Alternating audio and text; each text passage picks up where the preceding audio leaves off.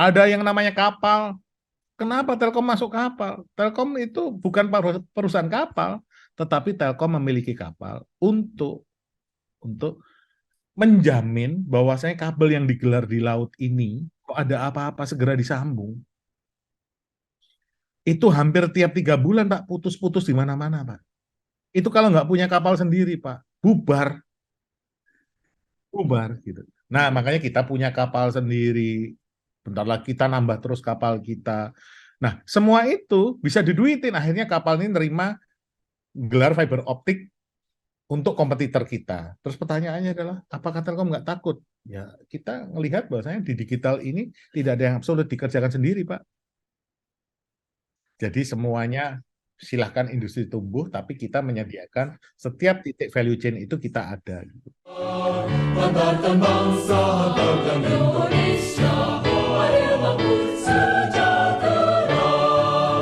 Majulah maju, pandu sejati, alma mater yang tercinta. Semoga semakin kukuh dewasa, tetap jaya dan abadi.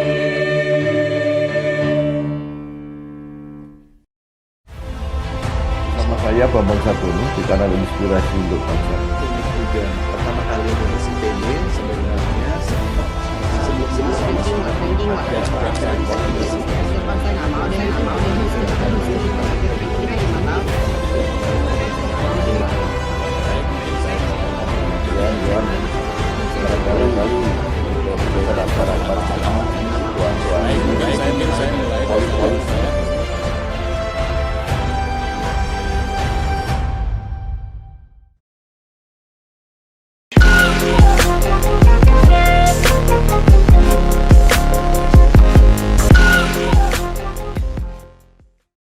Assalamualaikum warahmatullahi wabarakatuh. Waalaikumsalam warahmatullahi wabarakatuh. Bersama saya Bambang Satono di kanal Inspirasi untuk Bangsa. Mudah-mudahan kanal ini selalu bisa memberi inspirasi, motivasi, dan edukasi. Kami sedang mempersiapkan beberapa video wawancara untuk ikut memberi makna 63 tahun Institut Teknologi Bandung. Menurut rencana, wawancara ini akan kami bukukan, dan saat ini kami sudah bersama dengan salah seorang alumnus ITB, yaitu Bapak Bogi Wicaksono. Beliau sekarang adalah Direktur Wholesale and International Service PT Telkom Indonesia Persero Terbuka. Apa kabar Pak Bogi? Baik Pak Bambang, selamat Ya. pagi, salam sehat. Sehat. Pak Bogi ini lahir di Surabaya 8 Februari 1967.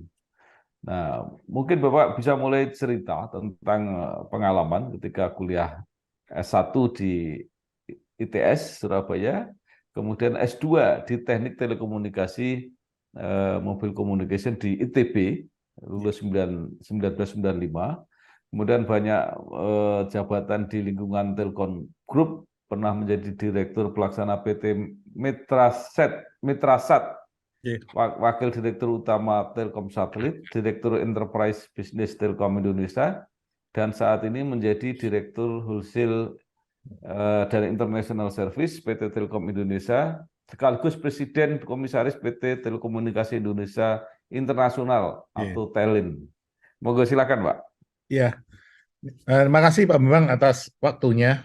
Mohon maaf kemarin jadwalnya ting-tong terus. Saya menempuh pendidikan S2 di ITB. Mungkin S2 itu tahun kedua pertama ya dari S2 telekomunikasi di ITB, which is pada saat itu masih sangat sulit lulusnya, banyak yang drop out gitu ya. Jadi kalau tadi ditanya tentang pengalaman pada saat studi gitu ya, total berbeda Pak. Kalau di ITS itu nature-nya karena kita itu sama-sama S1 gitu ya. S1 ya fun gitu, sangat fun gitu ya. Less of pressure gitu, kira-kira seperti itu. Jadi di situ kalau orang Jawa bilang hubungan antar manusianya gayeng gitu lah, kira-kira kayak gitu. Karena sekolahnya panjang gitu. Nah, satu hal yang saya lihat pada saat S1 itu justru pada saat dalam bekerja itu yang kutu buku itu jarang yang menduduki tempat sebagai CEO ataupun chief di suatu perusahaan. Ini bukan berarti menyarankan untuk tidak belajar dengan baik ya. Tapi yang lebih inti adalah sebenarnya bersosialisasi. Jadi rata-rata yang aktif di himpunan, sosialisasi dengan lingkungan sekitarnya sangat luas dan sangat kuliahnya sangat bergembira dan tidak kutu buku gitu kira-kira ya. Itu di dalam pengalaman saya teman-teman yang seperti itu rata-rata itu sudah menduduki posisi-posisi penting dalam suatu perusahaan. Jadi kira-kira seperti itu pengalaman saya pada saat saya S1. Banggakan bangsa banggakan Indonesia, Mari Bangsa sejahtera. Majulah maju pandu sejati, alma mater yang tercinta. Semoga semakin kukuh dewasa, tetap jaya dan abadi. Di S2 agak sedikit berbeda. S2 di ITB pada saat itu saya merasakan iklim kompetisinya sangat tinggi gitu ya. Dan juga karena pada saat itu banyak sekali yang tidak bisa melanjutkan pendidikan karena presurnya sangat tinggi gitu. Sehingga menyebabkan target oriented, memang benar-benar target oriented pada saat sekolah S2 di Lab Radar lah pada saat itu di ITB saya. Dan tentunya pada saya masuk tahun 92, lulus 95, kalau sekarang ini nggak wajar sepanjang itu gitu ya, 3 tahun lebih gitu ya. Jadi pada saat dahulu rata-rata ya 4 tahun lulus S2 di ITB, karena memang benar-benar determinasinya sangat target oriented dan kompetisinya sangat tinggi gitu dan tugas akhirnya pun rata-rata fail di sana gitu teman-teman yang ada pada saat itu. Jadi emang sama-sama saling melengkapi lah dalam perjalanan hidup saya. Dari semenjak S1 banyak sekali kita melakukan sosialisasi, berinteraksi antar manusia selain juga belajar. Di S2 kita belajar, saya sendiri pengalaman saya belajar bagaimana kita berkompetisi gitu. Nah, kira-kira seperti itu Pak, saling melengkapinya. Iya.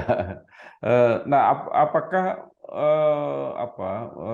pendidikan di S2 di ITB ini menjadi faktor yang sangat signifikan untuk karir Bapak berikutnya?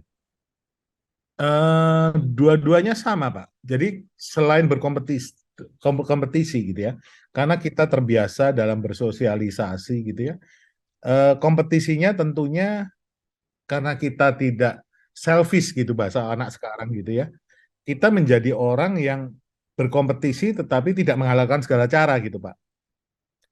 Nah, karena kita jauh dari sifat yang sangat selfish gitu. Nah, oleh karena itu memang yang pengalaman saya adalah kita bisa menjadi lebih cerdik, taktis gitu ya, dan tidak selfish gitu. Nah, kira-kira itu Pak yang pelajaran yang saya dapat. Banggakan bangsa banggakan Indonesia, Mari Bangsa sejahtera. Majulah maju pandu sejati, alma mater yang tercinta. Semoga semakin kukuh dewasa, tetap jaya dan abadi. Ya. Kemudian Bapak merintis karir berubah-ubah dari mungkin walaupun tetap dalam satu lingkungan Telkom, tapi berpindah-pindah. Itu karena memang apa Pak keinginannya seperti itu atau karena memang ditempatkan seperti itu? Iya, jadi gini Pak, saya itu orangnya itu in person gitu ya. Saya adalah orang yang tidak suka stabil. Jadi pada saat saya sebelum masuk Telkom, saya berada di perusahaan multinasional, Pak, cukup lama. Pada saat saya masuk Telkom, ini sekedar kilas balik gitu ya, saya sedikit shock. Ya dipaksa orang tua pada saat itu harus masuk BUMN gitu orang Jawa gitu. Terpaksa saya ngikutin orang tua. Yang pertama adalah gaji drop jauh. Dulu kan seumuran saya itu mimpinya di perusahaan multinasional, Pak. Golongannya Chevron, Liberton, Unilever kayak gitu. Nah, saya salah satu di antara itu gitu ya. Yang gajinya sudah di atas gitu. Begitu masuk Telkom shock saya. Dan saya kalau ngelihat Bapak lihat dari kurikulum vitae saya lebih lompat-lompat lagi, Pak. Jadi pada saat saya awal, saya takut sekali dibuang, atau bukan dibuang tepatnya, ditugaskan di luar Jawa. Karena saya sudah berusaha di perusahaan multinasional, cukup mapan gitu ya. Kenapa saya harus keluar Jawa? Pikiran saya pada saat muda seperti itu. Gitu. Terus kemudian saya memilih saya jadi dosen, Pak. Halo rekan pupuk Indonesia, kenalan yuk dengan Tokope'i. Tokope'i jaringan kemitraan pupuk Indonesia. Tokope'i adalah outlet penjualan khusus untuk produk-produk komersil pupuk Indonesia, seperti produk pupuk, pestisida, benih, dan produk serta layanan lainnya. Hadir di lokasi strategis di seluruh Indonesia, terutama di daerah sentra pertanian yang banyak membutuhkan pupuk dan produk semprotan lainnya dengan standar kemitraan. Bergabung bersama kami di Tokope'i, mitra akan mendapatkan keuntungan jaminan kualitas produk, jaminan ketersediaan produk, insentif atribut promosi, insentif benefit penjualan, gratis aplikasi dan sistem penjualan.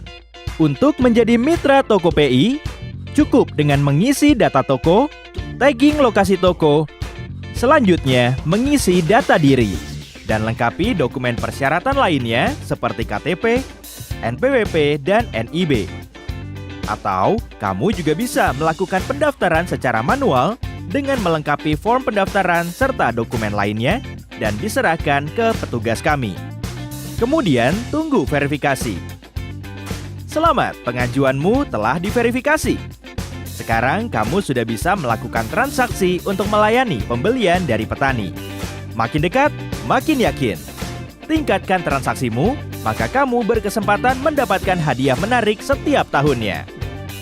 Semakin untung bukan? Ayo bergabung di Tokope'i. Makin dekat, makin yakin. Hubungi Tokope'i sekarang juga.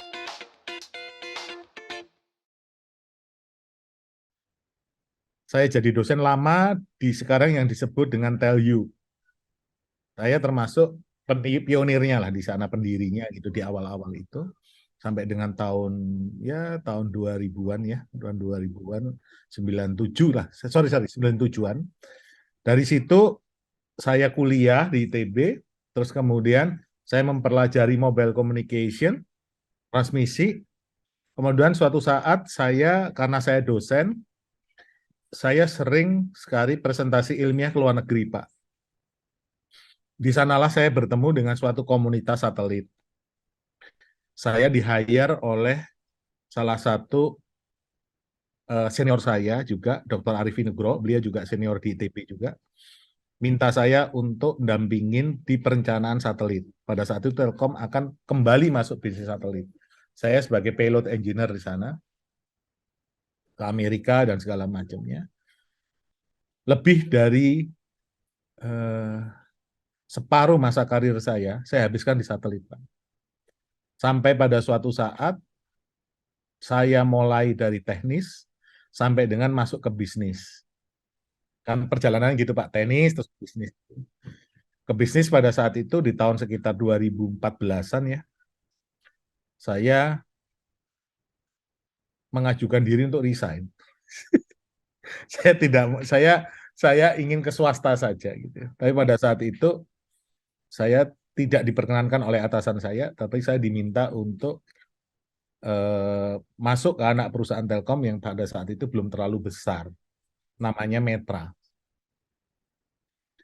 Ya, di Metra lah itu awal kali saya manajerial secara truly manajerial. Berangkat dari tidak memiliki apa-apa sampai menjadi perusahaan satelit yang cukup ternama di negara ini. Metrasat itu, Pak, pada saat itu. Kemudian Metrasat disatukan, seluruh bisnis satelit yang dari Telkom pecah-pecah itu disatukan menjadi namanya Telkomsat. Karena Telkom sendiri pada saat itu memiliki bisnis satelit, dan saya berada di anak perusahaan yang dari nol sampai jadi perusahaan besar di satelit juga, competing each other gitu, seolah-olah, sehingga disatukan. Disitulah saya diminta untuk menjabat. Pada saat saya ini setelah disatukan, nah disitulah perjalanan karir saya sebagai Wakil Direktur Utama Telkom Satelit.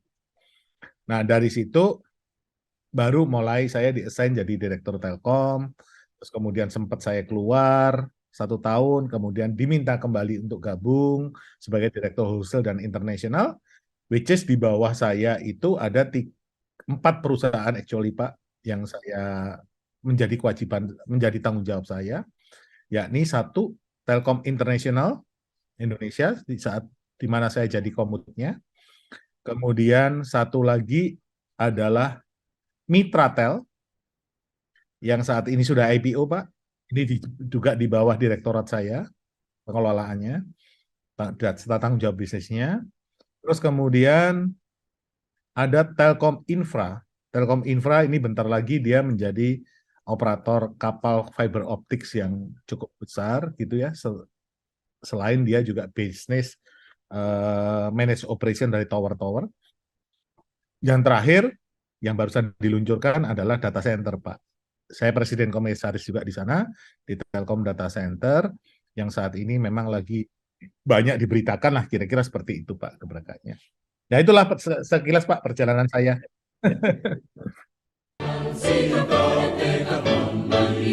Capai masa gembira, tentangkan sayang, panjatkan citra, cerdaskan negara, banggakan bangsa, banggakan Indonesia, adil makmur sejahtera. Majulah maju pandu sejati, alma mater yang tercinta. Tapi sebelum berlanjut saya hanya ingin konfirmasi apa lagi. Bapak tadi masuk Telkom pertama stok karena gajinya kecil. Nah, tetapi kan Telkom ini sekarang menjadi perusahaan yang Ya, sangat besar. Maksudnya apakah itu karena mulai dari bawah gajinya kecil atau standarnya yang kecil di Telkom? Menurut saya sekarang seperti apa? enggak Pak, dulu kan pada waktu saya lulus pertama kali Pak, itu kalau kerja di golongannya Halliburton, kerja di Caltech, kerja di Unilever, itu pada saat saya dulu, itu saya ingat persis angkanya, saya sudah menerima take home antara 1,5 sampai 2 juta rupiah per bulan, fresh graduate gitu ya. Nah, masuk Telkom pertama kali, saya 380.000 Pak. Cukup shock gitu, memang shock gitu ya. Which is itu harus kita struggling sampai ke luar Jawa berjuang gitu ya. Dan ini harus saya lawan gitu. Ya memang ya ini hikmahnya ngikutin orang tua lah Pak. Mungkin kalau dulu saya tetap di sana ya tetap jadi engineer gitu ya. Walaupun di sini masih ruang pertumbuhannya masih sangat besar untuk mengabdi kepada negara. Kira-kira seperti itu. Nah, maksudnya pertanyaannya apakah standar itu perbandingannya masih sama sekarang? Oh, Kalau sekarang tinggi dibandingkan- Pak. Ah, Sekarang makanya. Sekarang tinggi. Jadi sekarang udah berubah. Ya, Oke. zaman Pak Cacu itu langsung ditingkatkan, nggak karu-karuan. Iya, iya, baik. Nah, sekarang kan Telkom ini punya apa ya, model atau platform bisnisnya itu kan berbeda dengan perkembangan teknologi ini. Dulu kalau mau komunikasi keluar itu kan ada kode 008, 00 Ya. itu. Nah, mungkin bisa dijelaskan sekarang seperti apa Pak bisnis yang itu? Nah, sekarang Bapak tadi udah buka bahwasanya dulu 007, 01, 008. Sekarang udah jarang, hampir dikatakan nggak pernah orang seperti itu gitu ya. Dan sekarang orang sudah tidak don't care lagi terhadap itu karena dia bisa telepon lewat WhatsApp, lewat itu tadi Line, lewat anything gitu ya. Dan itulah sebenarnya yang disebut dengan transformasi industri. Beruntung Telkom ini Pak, beruntung. Telkom ini adalah BUMN negara yang dilepas oleh negara untuk berkompetisi dan tidak ada proteksi. Sehingga kami bisa mengikuti perkembangan daripada teknologi dan perkembangan bisnis seperti apa. Saat ini perusahaan telekomunikasi jarang sekali yang survive, Pak.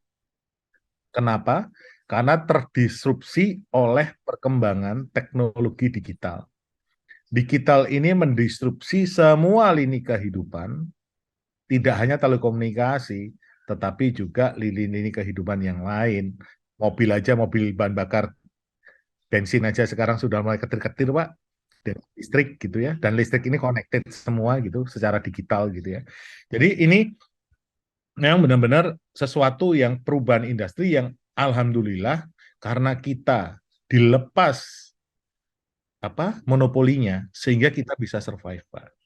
Nah, transformasinya sekarang ini kalau kita lihat industri itu eh, yang bersanding dengan industri telekomunikasi itu adalah industri digital.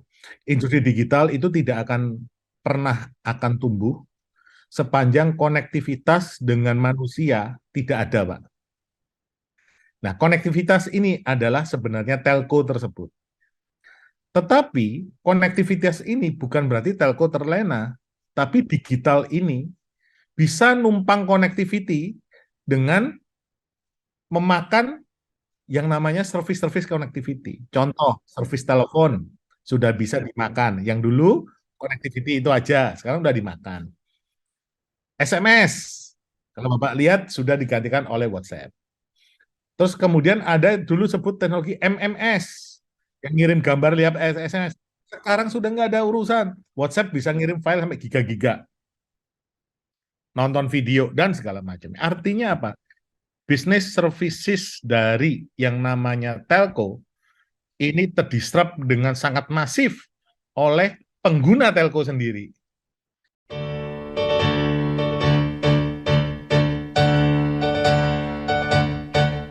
Gerakan langkah tatap ke depan, ITB Citra Ganesha. Curahkan daya kejar cita, bakti pada negara. Siapkan diri, teguhkan hati, tegakkan tekad pribadi. Langkah dan Yakni industri digital. Oleh karena itu Telkom bertransformasi. Merubah perusahaan menjadi perusahaan digital 100% adalah suatu perjalanan yang panjang. Karena skill set daripada karyawan Telkom itu darahnya adalah DNA-nya DNA Telco, Pak. Oleh karena itu Telkom bertransformasi menjadi digital telco. Digital telco itu adalah pemain digital yang berbasis dari telco. Jadi dia mengembangkan layanan-layanannya secara dinamis dalam suatu basis kerangka konektivitas. Maka Telkom menyebut ada 3 pilar. Telkom ini sekarang adalah digital telco, telco yang mana isinya ini adalah pemain digital. Kemudian Telkom akan menuju ke digital platform, penyedia infrastruktur dasar yang dipakai oleh semua pemain digital. Contohnya apa? Contohnya cloud dan segala macamnya itu, Pak, data center dan segala macamnya, platform. Baru Telkom akan menuju ke yang disebut dengan digital services. Digital services itu apa? Ya ini tadi, startup-startup itu, Pak, yang Gojek dan segala macamnya. Nah, tapi kalau Telkom ini langsung ke belakang digital services, wah, DNA-nya nggak ke sana, Pak. Harus rekayasa genetik dulu, Pak. Harus rekayasa genetik, penyiapan sumber daya manusia, dan segala macamnya. Nah, oleh karena itu, maka Telkom akan menuju ke sana dan menjadi preferred partner dari pemain digital. Dan juga kita juga akan menjaga kita agar tidak terdisrupt terlalu signifikan. Syukur-syukur kita juga bisa tumbuh seiring dengan tumbuhnya industri digital. Kira-kira itu, Pak, mindset kita.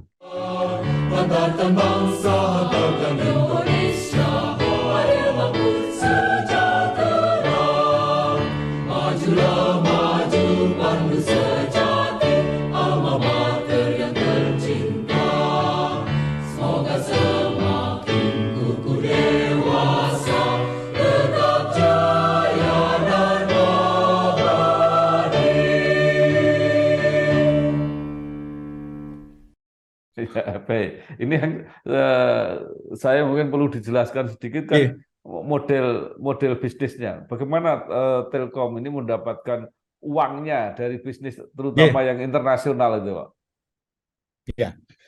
Jadi tadi Pak, saya jelaskan bahwasanya Telkom ini bertransform menjadi telco digital. Telco digital tadi secara clearly kita menjadi playing field dari semua ekosistem digital.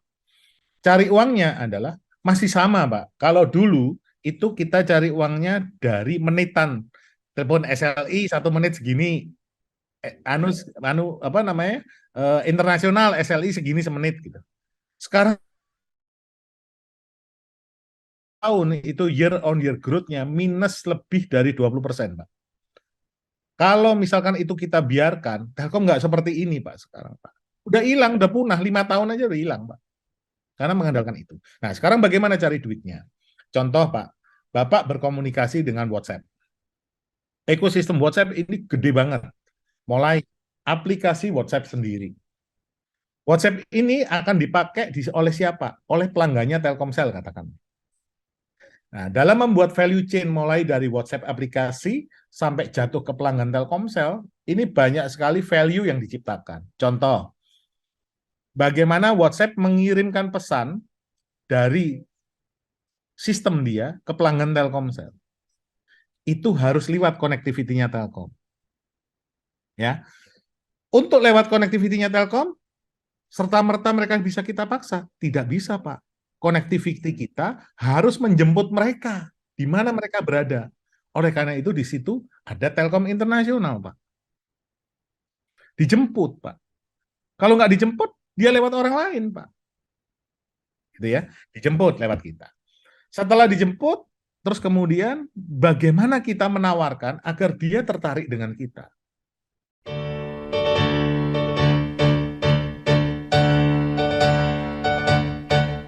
Gerakan langkah tatap ke depan, ITB Citra Ganesha. Curahkan daya kejar cita, bakti pada negara. Siapkan diri, teguhkan hati, tegakkan tekad pribadi. Langkah dan Performansi, keandalan jaringan harus sesuai dengan spek mereka. Dan kita nggak bisa tinggal diam. Mungkin dulu pada saat voice, itu spek katakanlah nilainya 50 diterima. Sekarang harus absolut 100. Nah, bagaimana seperti itu? Maka Telin sebagai pemain internasional harus bisa jawab. Dengan cara dia menyediakan yang namanya saluran-saluran berkonsorsium dengan negara lain, membangun point of presence, titik-titik konektivitas di luar negeri, yang untuk menjemput traffic itu semua, Pak. Karena sekali lagi, kita, Bu Sri Mulyani selalu bilang, kita masih diuntungkan dari demografi, Pak. Penduduknya gede. Mereka itu cari traffic, dan harus kita tampung. Itu tadi Telin. Terus kemudian, untuk menjadi pusat daripada meletakkan mesin-mesin mereka ke dalam data center, siapa? Telin bangun, Pak. Ada di Hong Kong, ada di Singapura, ada di Amerika. Kita bangun, Pak. Di Singapura kita punya 3, Pak. Ini mau bangun ke-4, penuh semua, Pak. Artinya, kita menyediakan pemain digital itu tempat diem. Di data center itulah kemudian kita buat uang. Revenue Telin sekarang sudah 7 triliun, Pak. Lebih, gitu ya. Kita buat uang, gitu. Nah, terus kemudian, value chain lagi. Setelah masuk Telin, masuk ke network domestik kan, Pak. Nah, network domestiknya kita tawarkan lagi. Pakailah kita, jangan pakai ABCD. Kenapa? Kita lebih lengkap dengan seluruh Indonesia ada. Gitu. Terus setelah itu konektivitas lokal, tower. Kita dulu tower dicuekin, Pak, jadi bersih rongsokan, besi tua ditinggal, Pak. Sekarang dikonsolidasi menjadi Mitratel yang IPO kemarin, sekarang menjadi pemain tower terbesar di negara ini, gitu ya. Nggak hanya tower dikonsolidasikan, Pak, ekosistem tower pun harus kita jaga supaya pemain digital itu bisa masuk ke kita. Contoh, semua tower yang dulu ditinggal di hutan-hutan, nggak diawasin, Sekarang sudah connected. Bisa dipantau dari Jakarta kalau ada apa-apa, kekurangan apa, sehingga reliability-nya bagus. Mulai dari powernya, mulai dari konektivitasnya bagus. Jadi ekosistem besar Pak yang dibuat, tetapi tidak dilihat oleh masyarakat secara langsung. Karena memang behind the screen. Ya. Terus kemudian buat data center yang ada di Indonesia. Kenapa data center di Indonesia? Karena ke depan ini Pak, ke depan ini dibutuhkan suatu konektivitas yang sangat rendah latency. Latency itu apa ya? Sangat cepat gitu. Kalau ditaruh di Singapura, taruh di Amerika kan butuh transmisi ke sini Pak, sehingga lambat. Nah ini ditaruh di Indonesia. Makanya kita bangun data center besar. Nah dari situ perkiraannya apakah penggunaan data di Indonesia bakalan besar? Bakalan besar Pak, demografinya penduduknya segitu gede gitu ya. Nah kemudian kita lari lagi ke yang namanya ada satelit, ada yang namanya kapal. Kenapa Telkom masuk kapal? Telkom itu bukan perusahaan kapal, tetapi Telkom memiliki kapal untuk menjamin bahwasanya kabel yang digelar di laut ini, kok ada apa-apa segera disambung. Itu hampir tiap 3 bulan Pak, putus-putus di mana-mana Pak. Itu kalau nggak punya kapal sendiri Pak, bubar gitu. Nah makanya kita punya kapal sendiri. Bentar lagi kita nambah terus kapal kita. Nah semua itu bisa diduitin. Akhirnya kapal ini nerima gelar fiber optik untuk kompetitor kita. Terus pertanyaannya adalah, apakah Telkom nggak takut? Ya kita melihat bahwasanya di digital ini tidak ada yang absolut dikerjakan sendiri Pak. Jadi semuanya silahkan industri tumbuh, tapi kita menyediakan setiap titik value chain itu kita ada. Ya itulah cari duitnya Pak sekarang. Sehingga tekad mandiri sampai masa gembira. Tentangkan saya, pancarkan citra, cerdaskan negara, banggakan bangsa, banggakan Indonesia, adil makmur sejahtera. Majulah maju pandu sejati, alma mater yang tercinta. Ya, menarik sekali Pak. Tapi tadi kan dikatakan bahwa Telkom ini bersaing terbuka ya, bersaing Ya. bebas baik dengan korporasi di dalam negeri, mungkin juga secara internasional. Ya. Nah, bagaimana bisa bertahan bahkan bisa berkembang untuk Telkom? Nah, memang pressure-nya adalah pada saat iklim kompetisi ini dibuka gitu ya. Telkom mau tidak mau. Kalau Pak mungkin 5 tahun yang lalu kita masih mengenyam suatu luxury bahwasanya kita adalah market leader gitu ya. Telkomsel tidak terkalahkan. Tapi sekarang di Indonesia hampir semua penduduk udah punya telepon Pak. Even itu per orang mungkin secara rata-rata 2 telepon Pak. Sama iPad gitu ya. Di desa pun juga sama gitu ya. Artinya ini flat, Saudara. Ruang pertumbuhannya lagi di mana ini? Isinya telepon, Pak. Di digital itu. Nah, di situ kembali ke pertanyaan Bapak. Bagaimana ke depan? Ya, Telkom harus kembali lagi ke tadi yang saya lihat, saya sampaikan ada 3 pilar itu. Digital connectivity, digital platform, dan digital services. Kita harus menuju ke arah services, Pak. Yang kaya itu, yang setiap saat bisa berubah, mengikuti daripada perkembangan kebutuhan manusia. Roadmap-nya sudah disiapkan, Pak, menuju ke sana. Perlombaan itu tak hanya hari ini, tapi terjadi setiap hari. Perlombaan itu adanya dalam diri kita. Cita-cita berlomba dengan kenyataan. Keyakinan berlomba dengan ketidakmungkinan. Keberanian berlomba dengan ancaman. Lawan bukan untuk mengalahkan, tapi mengukur seberapa sungguh kita ingin menang. Ingin merdeka dari segala keterbatasan. Kita berlari mengejar mimpi. Kita harus percaya Digitalisasi mampu memberikan banyak manfaat bagi negeri ini. Digitalisasi mampu membuat kita melompat sejajar dengan bangsa maju lainnya. Karena kita percaya, digitalisasi mampu memerdekakan bangsa ini.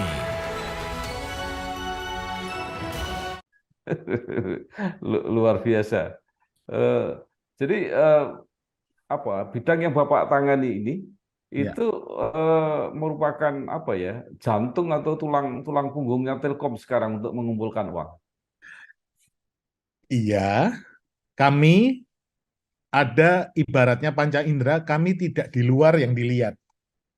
Kami bukan mata, kami bukan telinga, dan kami bukan hidung dan mulut. Kami ada di dalam tubuh, Pak, yang mengatur metabolisme ini.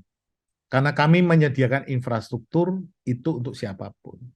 Jadi kami ini, Pak, adalah sebenarnya wholesale dan internasional adalah agen pembangunan nasional melalui Telkom Indonesia.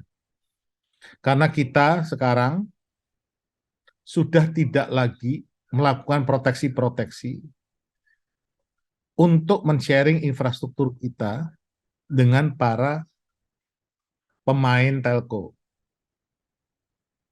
Kenapa?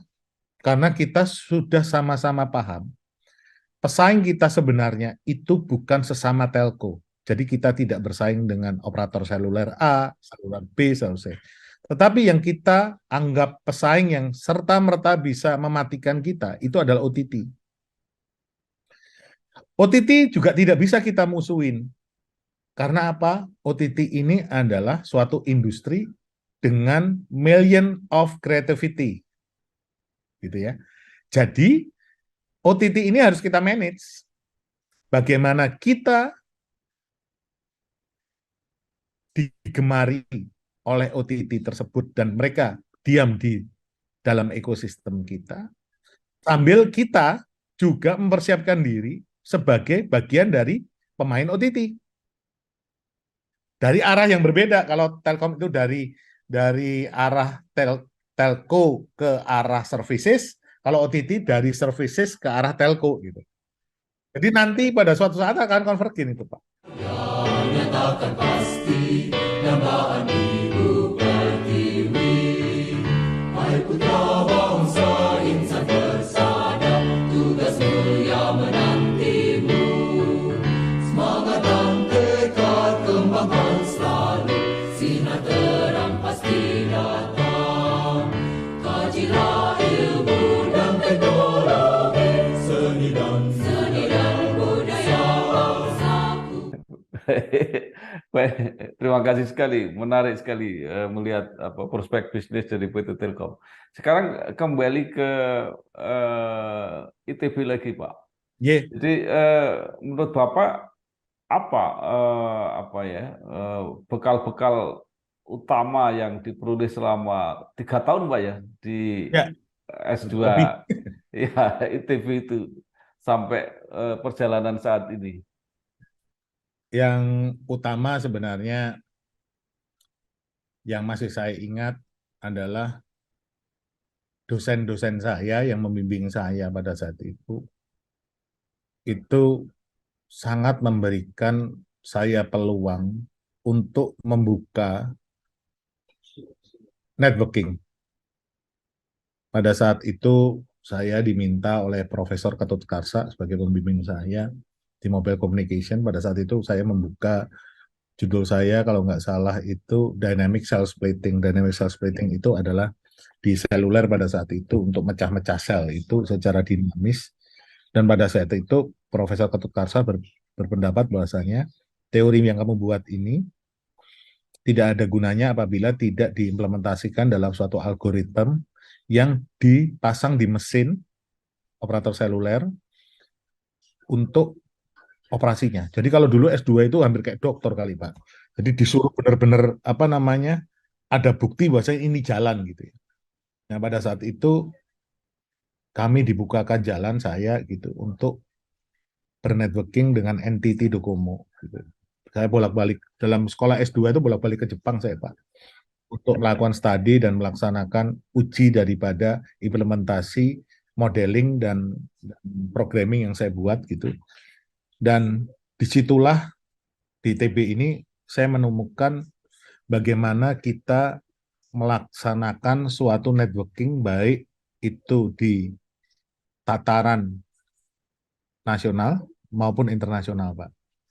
Jadi blessing-nya adalah ITB dikenal gitu di dunia gitu ya, sehingga pada saat saya ada di Jepang di Yokosuka dan segala macamnya well known gitu ya, well known dan saya bisa berinteraksi dengan para pemain global gitu ya. Ya disitulah awal saya PD gitu Pak. Dulunya ya agak takut-takut kalau ketemu bule gitu, ketemu orang asing gitu agak introvert gitu ya. Tapi setelah saya di ITB, terus kemudian saya dibukakan pintu untuk saya berinteraksi banyak gitu. Nah, disitulah confidence itu muncul gitu. Dan disitulah ITB menurut saya sangat berperan membentuk diri saya dalam membangun self confidence secara profesional secara internasional. Banggakan bangsa, banggakan Indonesia, adil makmur sejahtera. Majulah maju pandu sejati, alma mater yang tercinta. Semoga semakin kukuh dewasa, tetap jaya dan abadi.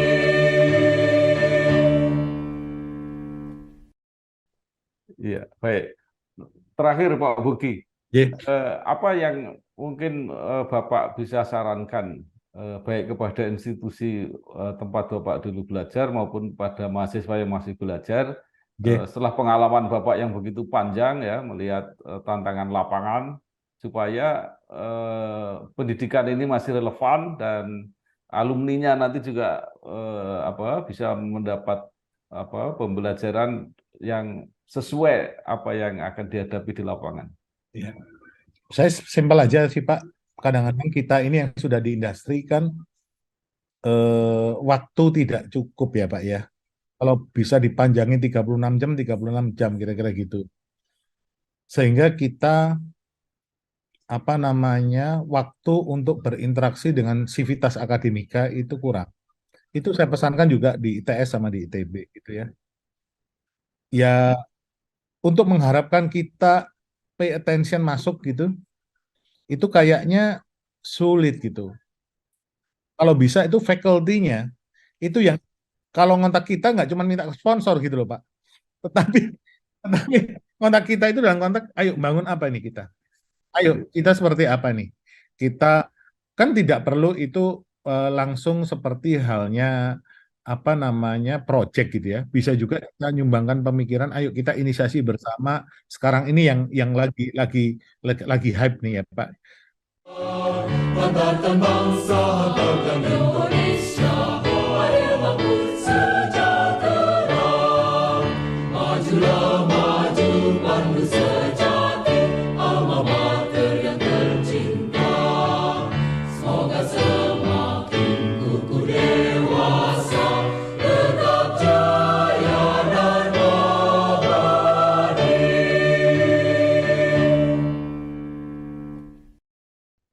Mobil digas sama pemerintah itu menjadi electric car, mobil listrik.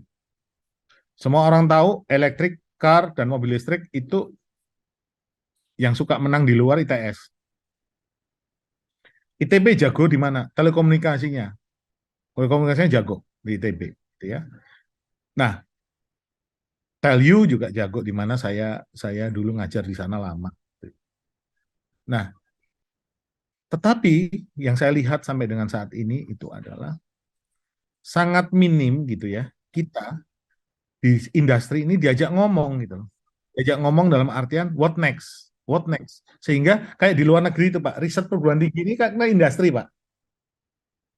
Jadi apa pemikiran dari perguruan tinggi ini dibawa ke industri. Tidak semata-mata dengan industri ini menerbitkan suatu project consultancy, tetapi bisa di-generate secara naturally. Ini ada ide ini, oke, saya biayain, gini.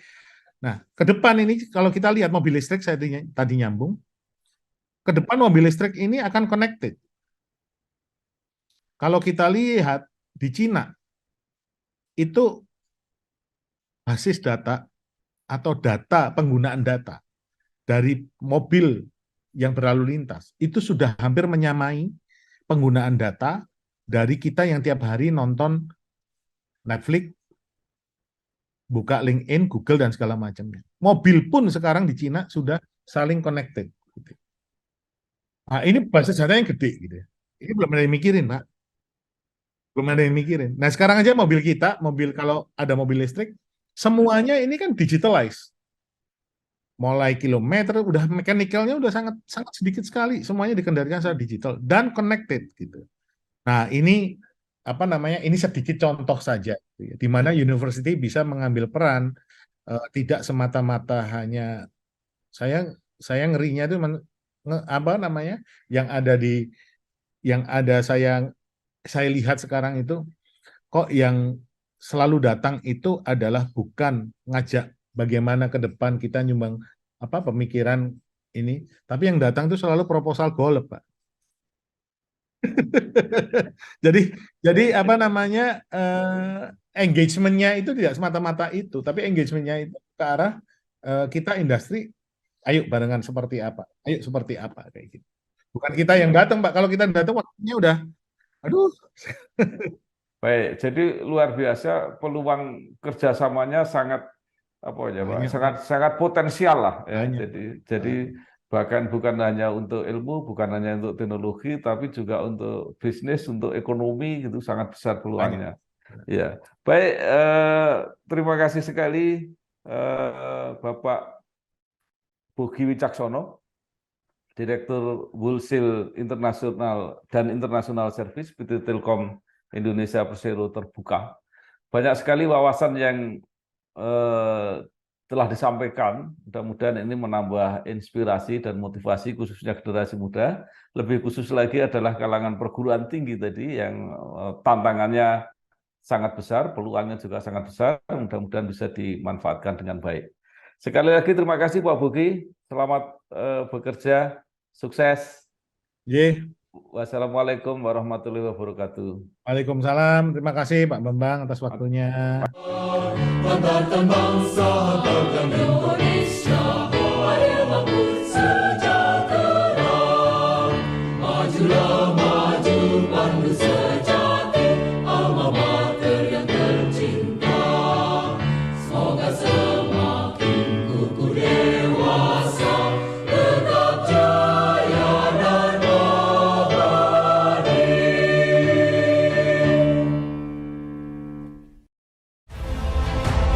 Saya Bambang Sadono di kanal Inspirasi untuk Bangsa. Ini juga pertama kali nulis IPB sebenarnya sebelum